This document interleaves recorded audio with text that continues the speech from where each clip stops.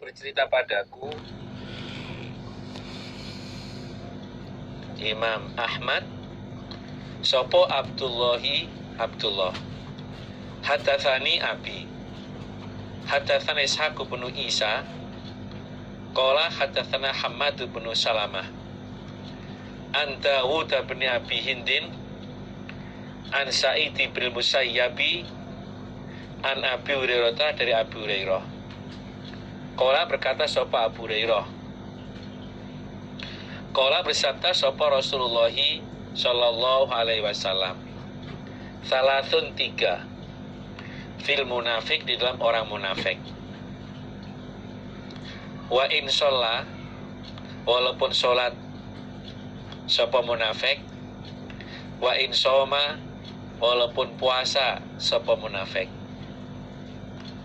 wa zama dan menyangka siapa munafik annahu sesungguhnya munafik muslimun Islam. Ada tiga hal di dalam orang munafik. Walaupun dia tertib mengerjakan sholat, puasa dia lakukan, gak ada yang bolong.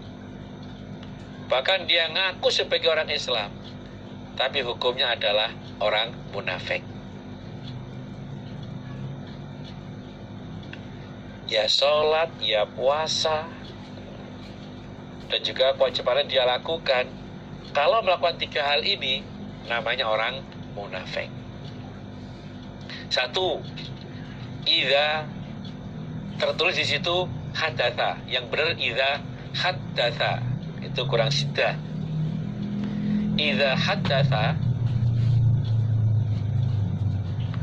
ketika bercerita, siapa orang munafik itu kadzaba, dusta siapa orang.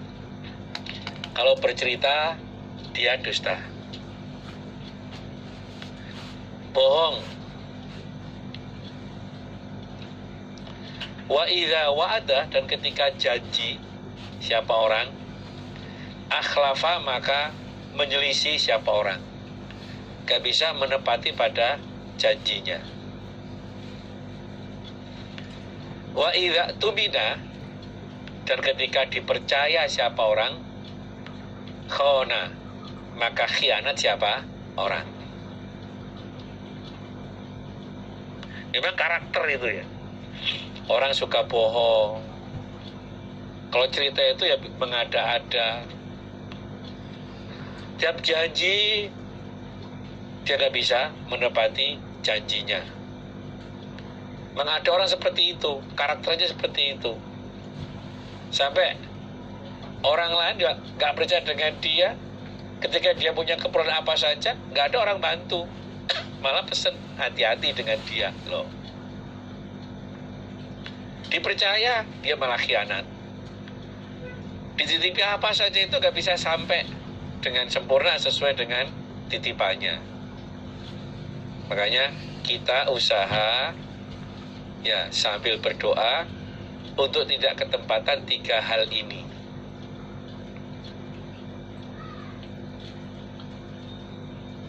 Kadang dia itu hutang kepada orang lain. Dia buat skenario dengan cerita yang manis, sehingga orang yang diceritani itu tergiur, terbuai dengan ceritanya itu, sehingga mau memberikan modal lah. Itu dijanji nanti dalam waktu sekian bulan akan saya kasih sekian. Ternyata nggak ada wujudnya. Para pedagang misalnya ya jangan sampai untuk melariskan perdagangannya dia membual dengan cerita-cerita yang bohong. Mungkin orang bisa menerima cerita dia, tapi hasil itu nanti Allah nggak paling barokah. Keseharian kita usah cara jujur. Orang yang jujur Kalau janji bisa menepati janjinya, jangan sampai khianat. Sehingga hidup kita itu nanti ya tenang. Orang kalau nggak jujur, kalau dia khianat, korupsi misalnya, memang hasilnya banyak, tapi nggak tenang. Apalagi ada berita-berita mau didatangi oleh KPK kalau sekarang itu, susah itu nanti dia. Bahkan bisa jadi sebelum KPK datang, gantung diri duluan. Harta itu banyak loh itu. Atau ya cerita-cerita yang lain lah. 3 hal kita hindari, sehingga nanti perjalanan kita untuk ke surga itu bisa lancar tanpa hambatan.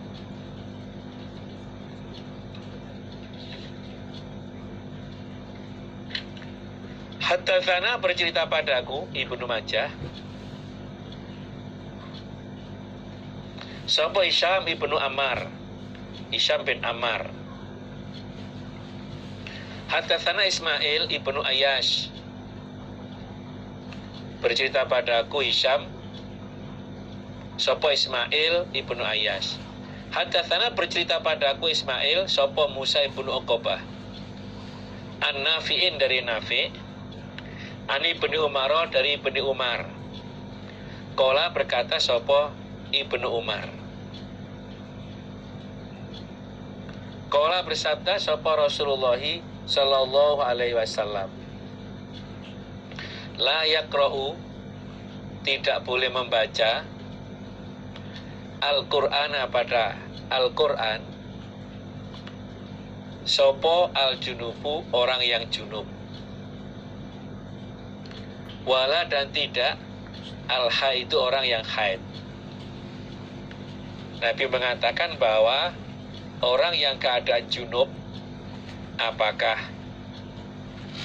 habis menjima istrinya atau karena bermimpi, dan juga orang yang haid, itu tidak boleh membaca Al-Quran. Di sini yang tersirat adalah orang baca Quran itu ya dalam keadaan suci, nggak keadaan junub, nggak keadaan haid.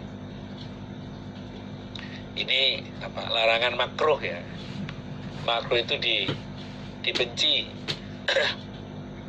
Kalau memang terpaksa, bagi yang penghafal Quran ketika keadaan haid itu masih boleh untuk membaca Al-Quran, untuk murojaah. Tapi kalau junub tetap nggak boleh, karena junub itu. Kalau di hadis lain diterangkan itu, karena Rasulullah Shallallahu Alaihi Wasallam yukri'unal Quran malam yakun junuban. Nabi itu membacakan Quran kepada saya selama tidak keadaan junub. Berarti ya boleh gitu loh. Tapi kalau jadi selama tidak keadaan junub, itu boleh baca Al-Quran. Berarti waktu haid pun boleh. Ini ketika keadaan ya terpaksa.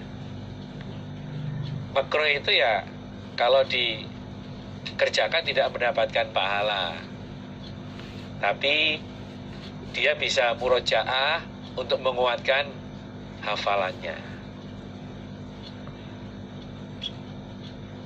Kalau di hadis lain diterangkan begini. An Abdillah bin Salamah an Aliyin qala kana Rasulullah sallallahu alaihi wasallam la yahjubuhu aw la yahjuzuhu anil Quran syai'un laisa janabah.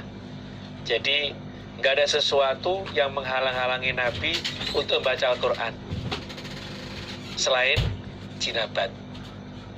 Nah, junub belas enggak boleh. Selain itu boleh. Dan dengan dasar ini itu berarti walaupun dia haid pun kalau terpaksa harus baca ya nggak apa-apa untuk menguatkan hafalannya.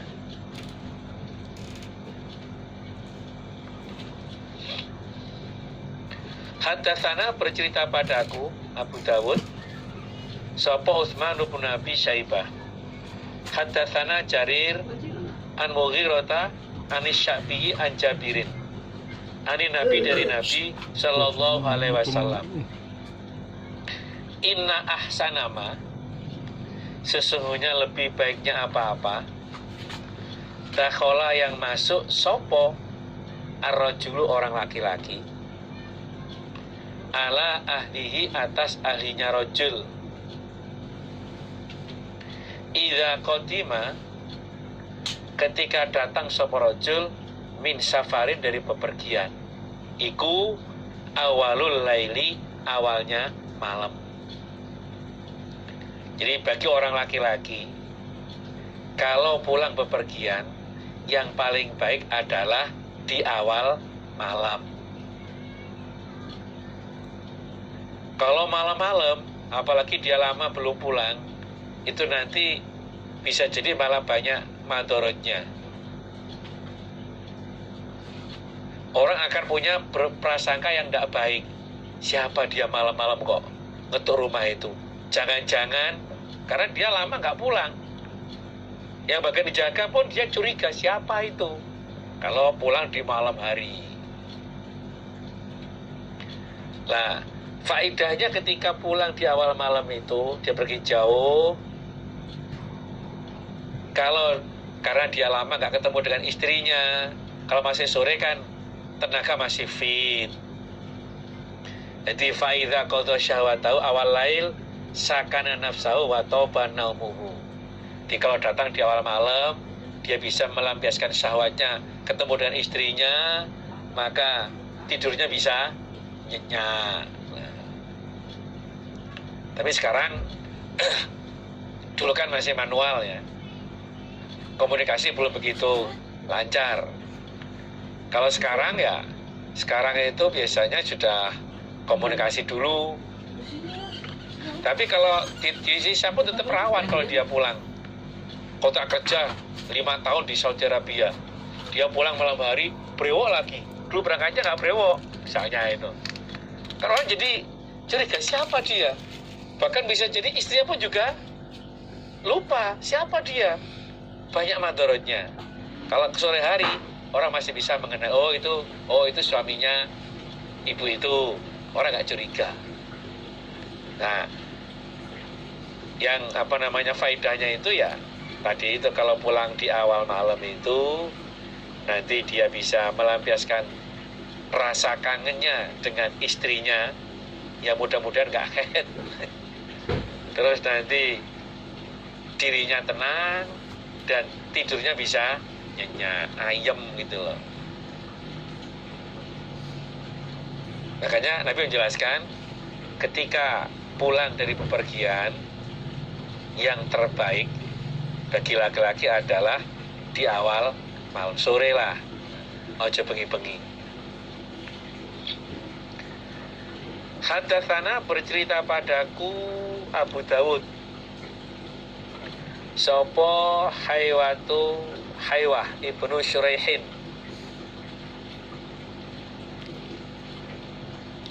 Hadatsana bercerita padaku sopo Baqiyatu Baqiyah an Abi Bakri bin Abi Maryam, dari Abi Bakar bin Abi Maryam, an Khalid bin Muhammad, dari Khalid As-Saqafi, an Bilal bin Abi Darda,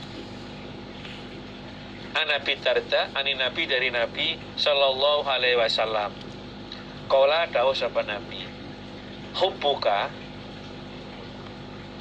senengnya kamu, senengi sira, asyai'a pada sesuatu, iku yukmi, membutakan, apa seneng pada sesuatu, wa yusimu, dan menulikan, membuat tuli, apa seneng pada sesuatu. Jadi senangmu pada sesuatu itu bisa membuat buta, bisa membuat tuli. Nah gimana? Orang kalau seneng, jangankan yang baik, yang jelek pun dikatakan baik, karena seneng.